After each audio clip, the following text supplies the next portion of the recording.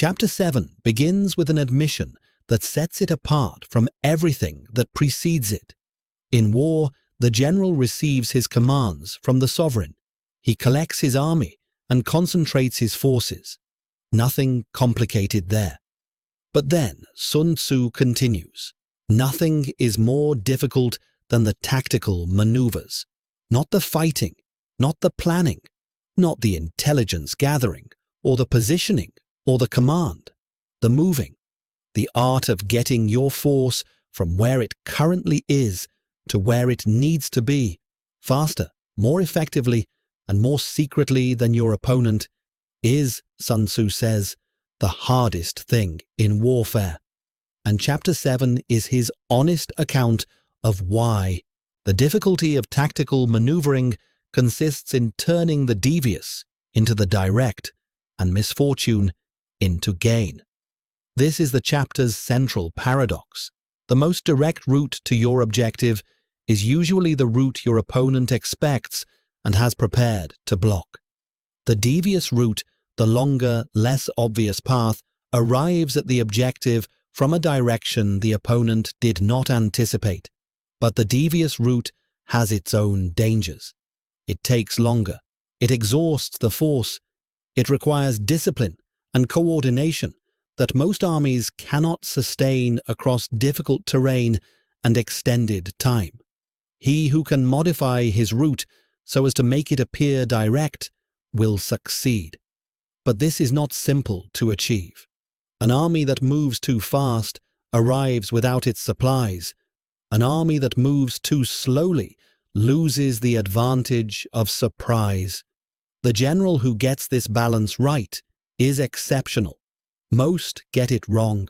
Sun Tzu is precise about what goes wrong when armies maneuver badly. If you order your men to roll up their buff coats and make forced marches without halting day or night, covering double the usual distance at a stretch, your vanguard will be captured. The stronger men will be in front. The weak will fall behind. Only 1 in 10 will arrive. If you march 50 li in order to gain an advantage, you will lose the leader of your first division. Only half your force will arrive.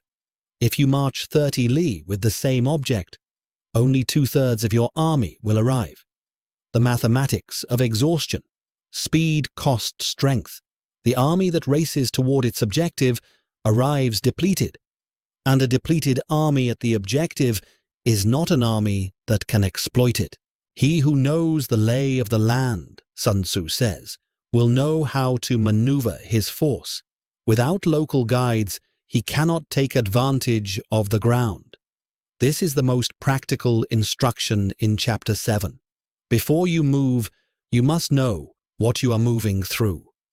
The mountain pass that appears on no map. The river that is impassable in spring but fordable in summer. The road that looks direct but becomes a swamp 3 miles in. Local knowledge is not a luxury.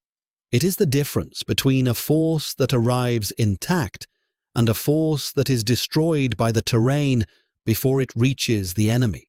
The general who does not know the ground is not planning strategy. He is guessing. And in warfare, guessing costs lives. Sun Tzu turns to communication. In night fighting, then, make much use of signal fires and drums, and in fighting by day, of flags and banners, as a means of influencing the ears and eyes of your army. This is the chapter's most overlooked instruction. An army in motion is an army that cannot hear its commander's voice. The individual soldier sees only what is immediately around him. The terrain, the men beside him, the confusion of movement. The signal system, drum, gong, flag, fire, is how the commander's intention reaches every part of the force simultaneously. It is the nervous system of the army. Without it, each unit responds only to what it can see. With it, the entire force moves as one. In any organization, the equivalent is always the same. Clear signals, consistent communication, the ability of the person furthest from the decision to know exactly what is intended and act accordingly. Chapter 7 is about the gap between planning and execution. In the planning phase, everything is clean. The map shows the route. The numbers are favorable. The timing is precise. The outcome looks certain. Then the force begins to move, and reality intervenes. The terrain is harder than the map suggested. The timeline slips. The coordination that worked in the briefing room breaks down in the field. The supply chain that looked solid develops gaps. The force that was complete at departure begins to fragment as distance and difficulty take their toll. This is not failure of planning. It is the nature of maneuver. Sun Tzu does not promise that it can be made easy. He describes what must be understood to make it survivable. Know the ground. Know the pace your force can sustain. Communicate clearly throughout. And never confuse the speed you want to move with the speed you can actually maintain. Chapter 7 does not end with a clean resolution. It ends with a list of tactical situations: when to attack, when to avoid, when to pursue, when to hold.